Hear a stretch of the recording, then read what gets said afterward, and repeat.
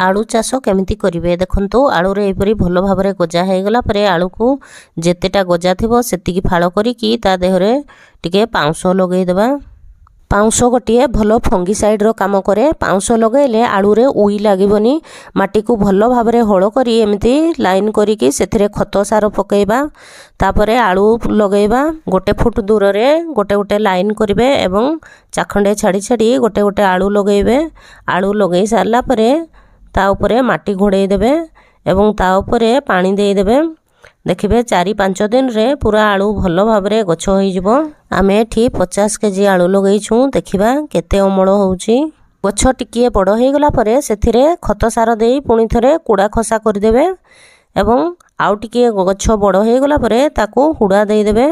हुड़ा देला परे भलो भाबरे पानी मोड़े देबे। देखंतु हमरो आलू गछ केमिति हेइची। Thanks for watching.